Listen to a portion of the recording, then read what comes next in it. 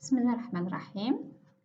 On continue avec notre module programmé en mode distanciel, génétique et environnement, pour la promotion de troisième année licence génétique.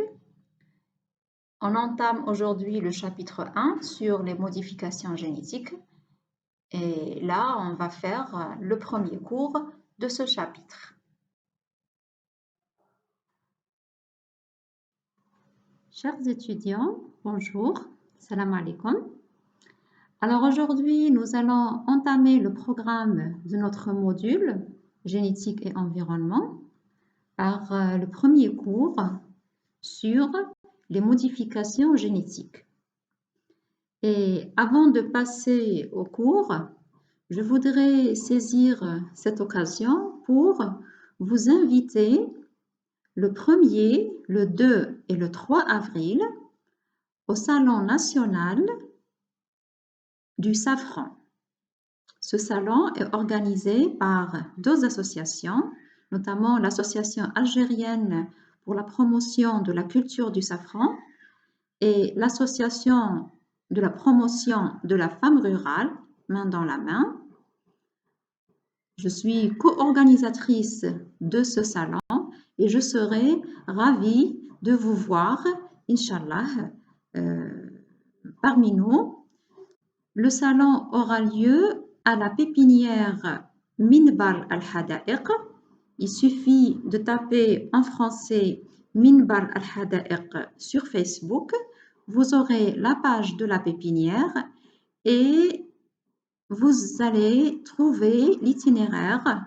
Vous allez vous servir donc de Google Maps pour arriver jusqu'à la pépinière. Donc, je vous attendrai là-bas. Marhaba bikum. Mais quelle est la relation entre cette invitation et notre cours? C'est que je voudrais vous parler maintenant du safran. Alors, vous connaissez tous le vrai safran, d'accord, pas la poudre alimentaire. Les filles peut-être connaissent mieux ce produit. Donc, il s'agit de filaments rouges, comme je vous montre maintenant sur la photo. Et quelques petits filaments, 2 à 3 filaments, sont utilisés pour colorer et aromatiser les plats alimentaires. Ces filaments rouges aussi sont utilisés dans la médecine car le safran donc, est doté de plusieurs pouvoirs médicinaux. Et voilà. Encore une autre fois, quelle est la relation avec le safran et notre cours?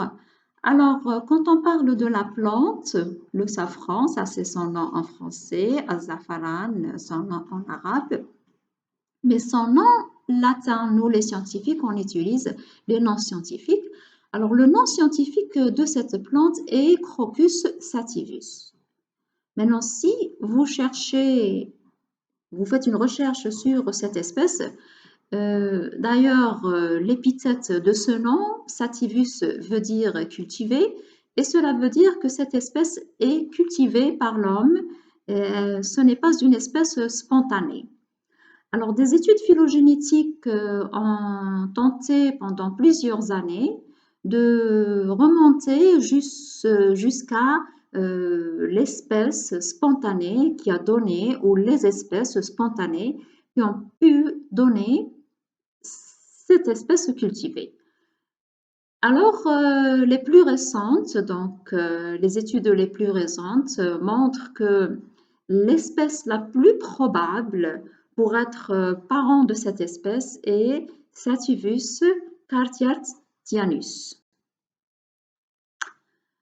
Cette espèce, donc originaire de la région de la Grèce, fut probablement améliorée par l'homme pour avoir des pistils plus longs que les pistils de cette espèce, avec une arôme plus agréable que celle de l'espèce spontanée.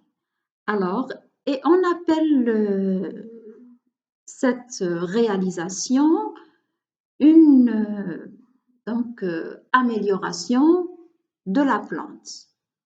Alors, l'homme a amélioré depuis qu'il a découvert les plantes et depuis qu'il a commencé à domestiquer les plantes et les animaux, les a améliorés. Donc, il a amélioré les espèces spontanées, entre guillemets, appelées autrefois sauvages, donc les espèces qu'il trouve dans la nature, et il a souhaité les améliorer à travers des croisements entre des espèces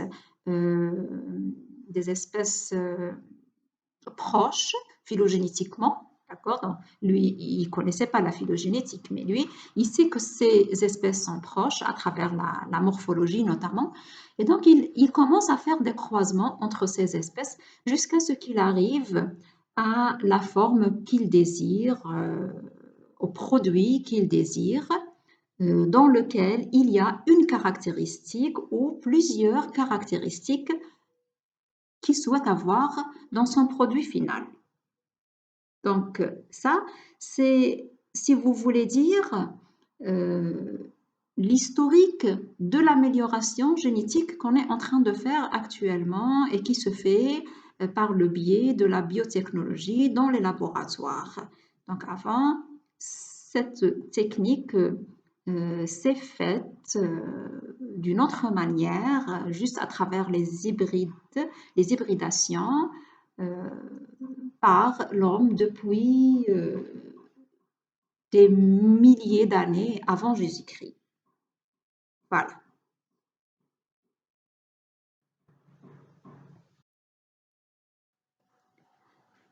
Vous savez, les étudiants, quand on porte quelque chose en coton ou quelque chose en laine, c'est grâce à l'amélioration des plantes et des animaux qu'on a pu avoir ces deux produits, le coton ou sauf, ces deux produits qui répondent aux exigences du domaine artisanal ou moderne du textile. Les techniques d'amélioration que l'homme a utilisées pour arriver à ce produit se basaient surtout sur les croisements entre espèces proches parentes. Ce processus nécessite plusieurs années de croisement et de sélection. Et on considère ces manipulations comme manipulations génétiques, même si l'homme ne manipulait pas réellement les gènes. Cependant, les organismes qu'on obtient après ce processus sont différents génétiquement des parents. Avec le temps, on peut même obtenir des espèces distinctes, des espèces complètement différentes des espèces parentes et distinctes, telles que le cas du Crocus sativus, dont on a parlé tout à l'heure. Alors, je vous donne un exemple ici. Vous voyez la comparaison entre ces deux plantes de maïs. Alors, regardez ici à droite, c'est le maïs dont on consomme les grains actuellement. Donc ici, il le nomme maïs moderne, par exemple. Et ici, c'est théocynte, c'est l'espèce, c'est l'ancêtre du maïs actuel. C'est-à-dire, c'est cet ancêtre qui a subi donc dans les mains de l'homme beaucoup de manipulations, beaucoup de croisements, sélections, et au cours du temps, on a obtenu ce nouveau maïs. L'avantage, vous voyez ici la différence entre les épis. L'avantage, c'est qu'avec ce nouveau maïs, on a un épi avec beaucoup plus de grains de maïs. Vous voyez ici la différence, elle est très claire. Et voilà. La limite de ces techniques de ces techniques d'amélioration, c'est qu'elles se font particulièrement en croisant des individus proches du point de vue génétique, du point de vue parenté, c'est-à-dire des individus d'espèces du même genre ou à la limite de genres différents mais de la même famille. Voilà. Alors, c'est là où apparaît la nécessité de développer des techniques qui permettent de réaliser des améliorations en se servant d'espèces éloignées.